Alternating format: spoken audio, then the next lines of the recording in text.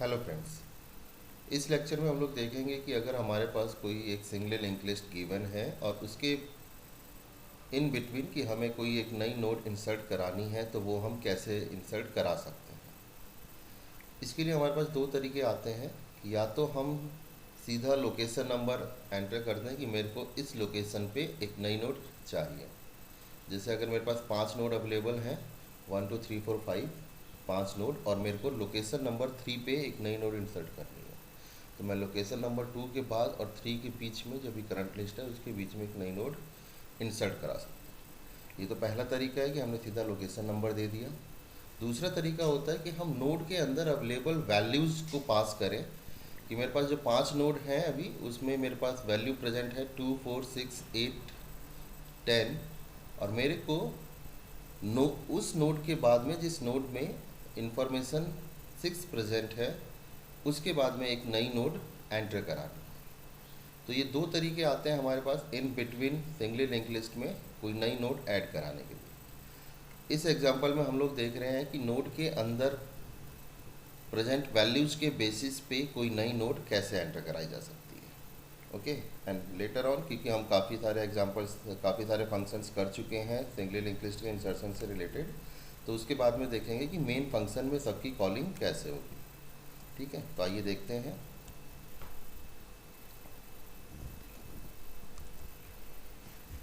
ये theory part है कि हम क्या क्या स्टेप्स लेंगे एक नई नोड को इंसर्ट कराने के लिए।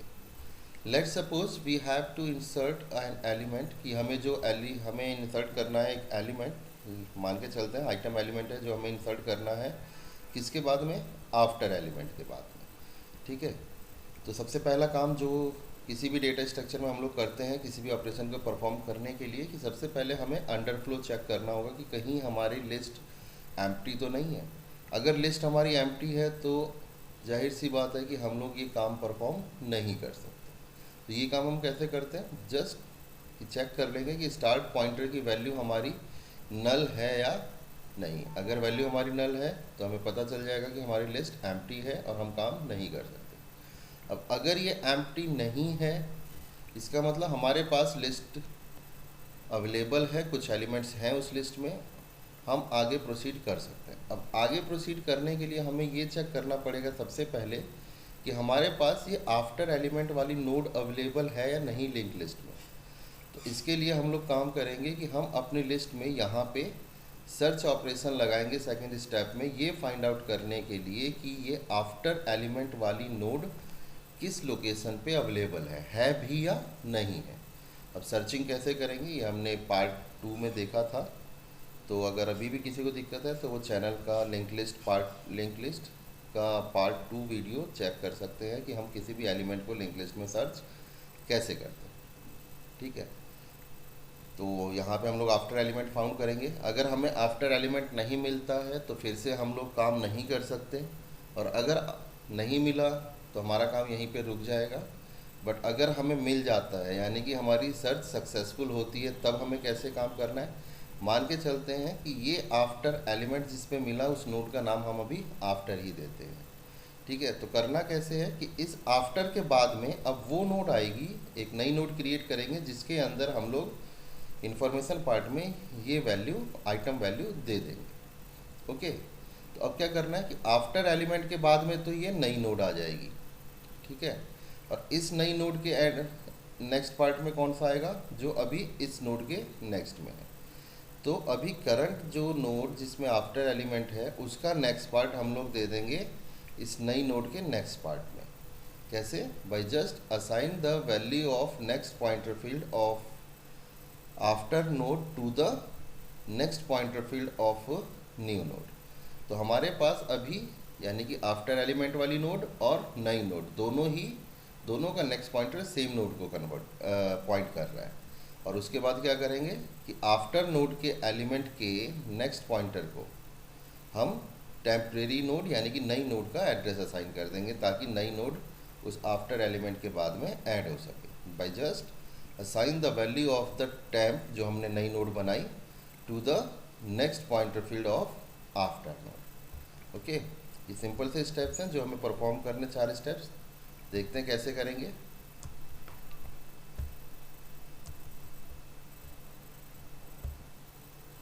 ऐसे। ये हमने सी के फंक्शन का प्रोटोटाइप लिया हुआ है, आगे जभी थोड़ी देर में देखेंगे कि ये फंक्शन कैसे बनेगा। ये हमारा लिस्ट, सिंगल लिंक लिस्ट का स्टार्ट पॉइंटर, ये आफ्टर एलिमेंट जो हमें सर्च करना है, जिसके बाद में हमें एक नई नोड इंसर्ट करनी है, जिस नोड के इंफॉर्मेशन पार्ट में ये आइटम वैल्यू हमें डालनी है। ठीक है, तो हमने ये फंक्शन कॉल किया void insert आफ्टर लिस्ट का एड्रेस स्टार्ट पॉइंटर। 35 के बाद में 40 एलिमेंट हमें इंसर्ट करना है। तो यहाँ पे 35 क्या हुआ हमारा आफ्टर एलिमेंट, 35 क्या हुआ हमारा आफ्टर एलिमेंट इस थ्योरी के हिसाब से। और ये आइटम की वैल्यू क्या हुई हमारी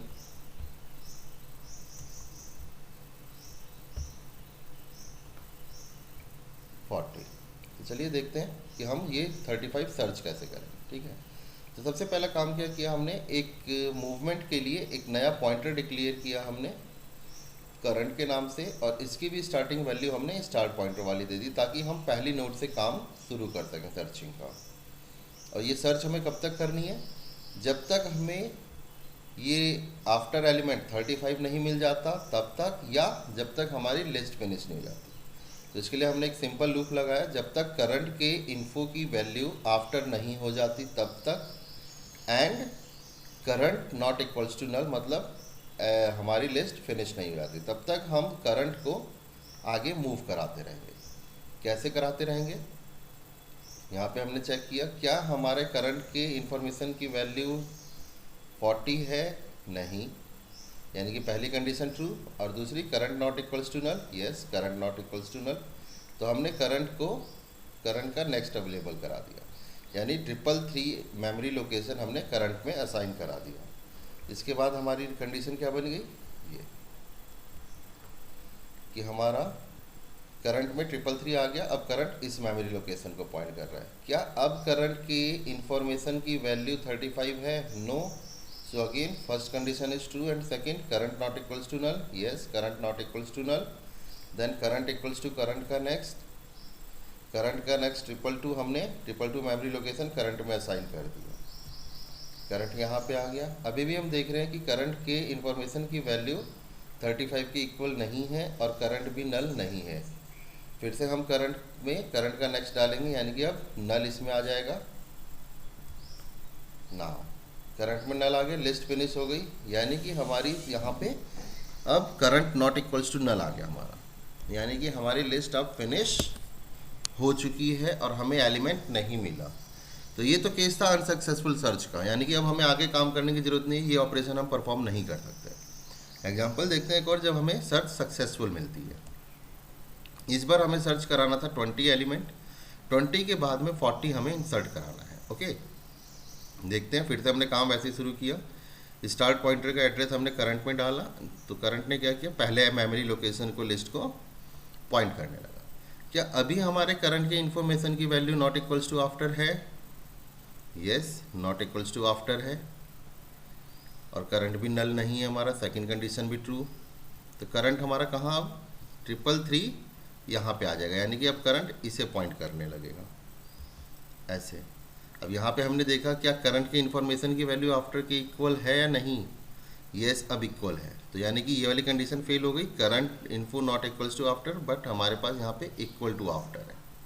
सो यहाँ पे हमारी कंडीशन फेल हो गई। अब हमें कहाँ पे नई नोड इंसर्ट करानी है, एक नई नोड क्रिएट करनी है और उसे यहाँ पे इंसर्ट कराना है, यानी करंट नोड इस 333 के बाद में वो नई नोड आएगी और 222 से पहले आएगी। कैसे होगा वो काम, ये मान के चलते हैं कि ये हमने नई नोड क्रिएट करी मैलॉक के थ्रू, इंफॉर्मेशन पार्ट में 40 डाल दिया और इसका अपना एड्रेस आया 123 हमने स्टोर किया टेम्प के अंदर, यानी कि इस मेमोरी लोकेशन को पॉइंट करने के लिए हमारे पास जो वेरिएबल है दैट इज़ टेम्प। अब जो हमने काम कहा था कि हमें सबसे पहले करंट का नेक्स्ट पॉइंटर फील्ड वैल्यू, यानी कि ये वाला, ये हमें यहाँ पे डालनी है। यहाँ पे वैल्यू कितनी थी हमारी, ये देखिए 222 थी, तो 222 हमने कहाँ डाली, टेम्प के नेक्स्ट में। तो ये नई लिंक हमारी जनरेट हो गई, ये वाली। ओके, अब ये वाली एक नई लिंक जनरेट करना था। ये कैसे होगा कि यहाँ पे हमें 123 एड्रेस डालना पड़ेगा। 123 किसके पास है, टेम्प के पास। तो हमने करंट के नेक्स्ट में, करंट पॉइंटर फील्ड 333, करंट के नेक्स्ट में हमने 123 डाल दिया, तो हमारी ये लिंक जनरेट हो गई और ये वाली लिंक वैनिश हो गई। दिस इज़ द वे कि हम एक नई लिस्ट कैसे, नई नोड कैसे ऐड कर सकते हैं स्पेसिफिक वैल्यूज़ के बेसिस पे। ओके, इसके बाद हम देखते हैं इसका सी फंक्शन कि कैसे बनाया जाएगा। This is the prototype of the function, start pointer, after element जो सर्च करना है, एंड। इन दो पॉइंटर्स की हमें रिक्वायरमेंट पड़ रही थी, टेम्परेरी पॉइंटर जो हमें नई नोड क्रिएट करने के काम आएगा, और करंट पॉइंटर जिसके थ्रू हम लिस्ट के अंदर मूवमेंट कर सकते हैं। तो ये सबसे पहला काम कि हमारे स्टार्ट की वैल्यू नल है या नहीं है। ओके, यानी कि लिस्ट एम्प्टी है या नहीं, अंडरफ्लो कंडीशन हम हमेशा चेक करते हैं किसी भी डेटा स्ट्रक्चर के लिए। तो ये चेक करा, अगर ऐसा है तो हमने सिर्फ यूजर को मैसेज डिस्प्ले कर दिया, कुछ काम नहीं करेंगे। अदरवाइज नल नहीं है, कुछ एलिमेंट्स हैं, तो हम आगे का काम प्रोसीड करेंगे। आगे का काम हमने प्रोसीड किया, करंट को लिया हमने और स्टार्ट की वैल्यू करंट में डाल दी पहली नोड में। ये हमारा लूप हुआ जो हमने अभी लगाया था सर्चिंग के लिए, कि जब तक करंट के इंफॉर्मेशन की value not equals to after है and current not equals to null है, जब तक लिस्ट फिनिश नहीं हो जाती है तब तक हम करंट को आगे की नोड पे शिफ्ट करते रहेंगे, जब तक हमें आफ्टर एलिमेंट वाली नोड नहीं मिल जाती। तो जब ये लूप ख़त्म होगा, या तो हमारी लिस्ट फिनिश हुई होगी या हमें आफ्टर एलिमेंट मिल गया होगा किसी नोड में। तो हम चेक कर लेते हैं कि किस कंडीशन की वजह से ये लूप फिनिश हुआ था। तो सबसे पहले हम चेक करते हैं कि कहीं लिस्ट तो फिनिश नहीं हो गई थी।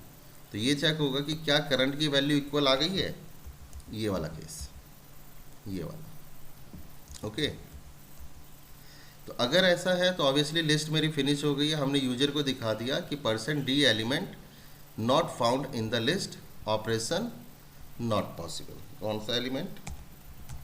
After element. ओके, अब ऐसा नहीं है तो ऑब्वियसली हमारी ये वाली कंडीशन फेल हुई थी, यानी कि हमें किसी नोड पे आफ्टर एलिमेंट मिल गया था। ठीक है, अब ये कैसे करेंगे? इसके लिए हमारा सीधा काम था कि एक नई नोड हमने क्रिएट करी मैलॉक फंक्शन के थ्रू, और मैलॉक ने बेस एड्रेस उस मेमोरी का टैम्प को दे दिया। जैसे इस एग्जांपल में हमें मैलॉक के थ्रू ये मेमोरी मिली और 123 बेस एड्रेस हमने टैम्प को असाइन कर दिया, 123 यहाँ पे। ठीक है, एंड उसके बाद टैम्प के इंफॉर्मेशन पार्ट में हमने आइटम को असाइन किया, एंड देन टैम्प के नेक्स्ट पार्ट में करंट का नेक्स्ट डाला, एंड देन करंट के नेक्स्ट में temp. This is first link, this is second link. कौन सा?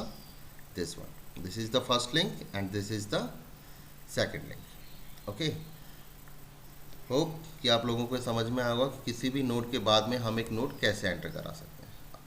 अभी तक हमने इंसर्शन के सारे ऑपरेशंस देख लिए हैं, सर्चिंग देख ली, डिस्प्ले देख लिए। प्रैक्टिस के लिए एक मेन फंक्शन बना लेते हैं, लेटर ऑन हम लोग देखेंगे कि इसमें डिलीट ऑपरेशन कैसे परफॉर्म किया जाएगा। ओके, देखते हैं main function. Main function start हुआ, ये हमारी हेडर फाइल वॉइड मेन काम शुरू किया। ये हमने नोड बनाई अपनी, इससे पहले हमने बनाया था कि ये नोड बनाएंगे कैसे, नोड डेटा टाइप बनाया। नोड डेटा टाइप बनाएंगे कैसे, ये हमने पार्ट 1 में डिस्कस किया था, तो वो यहाँ पे हम नहीं डिस्कस कर रहे हैं। अगर किसी को उसमें दिक्कत आती है तो आप पहला वीडियो देख सकते हैं, सिंगल इन इंग्लिश 3.1 के लिए। Node asterisk temp memory pointer बनाया हमने। देन ये कुछ वेरिएबल्स जिनकी हमें ज़रूरत पड़ेगी आगे प्रोग्रामिंग में। नाउ एक एम्प्टी लिस्ट क्रिएट करी हमने यहाँ पे, क्रिएट लिस्ट, और इस लिस्ट का एड्रेस हमने पास कर दिया, यानी कि स्टार्ट का पॉइंटर हमने यहाँ पे पास कर दिया। अब देखिए हमने हर जगह फंक्शन में डबल पॉइंटर यूज किया था। क्यों? क्योंकि यहाँ पे हम जो एड्रेस भेज रहे हैं वो एक पॉइंटर का एड्रेस भेज रहे हैं, तो पॉइंटर का एड्रेस लेने के लिए हमें पॉइंटर टू पॉइंटर चाहिए होगा। दैट्स वाई हमने हर जगह डबल पॉइंटर यूज किया। अगर आपको डबल पॉइंटर में कोई दिक्कत आती है तो आप इस स्टेटमेंट को ग्लोबली भी डिक्लेयर कर सकते हैं मेन से बाहर, तो आपको हर बार ये पास करने की ज़रूरत नहीं पड़ेगी, वो सब जगह ऑटोमेटिकली ले लेगा। ओके, नाउ देन एक इन्फिनाइट लूप क्रिएट किया और यूजर को ये सारे मैसेज दिखा दिए कि यूजर किस पर्टिकुलर बटन पे कौन सा ऑपरेशन परफॉर्म करा सकता है। Insert at beginning, insert at last, insert at end, search कराना, डिस्प्ले कराना और इस प्रोग्राम से बाहर आना। तो हमने सारा कंट्रोल अपने पास में रखा और यूजर से चॉइस मांगी कि यूजर क्या कराना चाहता है। यूजर ने अपनी चॉइस एंट्री कराई 1 2 3 4 11 12। ये हमने गैप इसलिए रखा है क्योंकि अभी हमने ऐड के फंक्शन नहीं ऐड करे हैं, वो आगे वाले लेक्चर्स में आपके ऐड हो रखे हैं, तो उसके लिए आगे के लेक्चर्स को व्यू करें।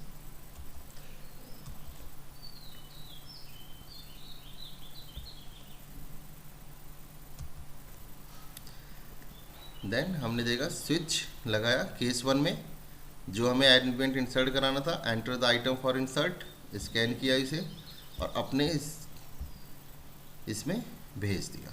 ओके, अपना जो फंक्शन बनाया था हमने इंसर्ट एट बिगनिंग, यहाँ पे भेज दिया। देन केस 2 में हमने लगाया था इंसर्ट आफ्टर, तो हमें यहाँ पे 2 एलिमेंट्स लेने पड़ेंगे। एक जो आइटम हमें इंसर्ट कराना है वो हमने आइटम लिया, और दूसरा किस आइटम के बाद में ऐड कराना है, तो वो हमने आफ्टर एलिमेंट में स्कैन कराया। और ये दोनों हमने अभी कॉल कर लिया अपना insert after function. Then at the end of the list item scan कराया हमने यहाँ पे। देन इंसर्ट एंड जो हमने फंक्शन बनाया था 3.2 में 3.1 में, वो फंक्शन कॉल किया यहाँ पे और यहाँ पे ऐड करा दिया। ठीक है। देन सर्चिंग, कौन सा एलिमेंट सर्च कराना है, आइटम एलिमेंट सर्च कराना है। And then call the search operation, search function जो हमने बनाया था 3.2 में बनाया हुआ है फंक्शन, वहाँ से आप लोग देख सकते हैं।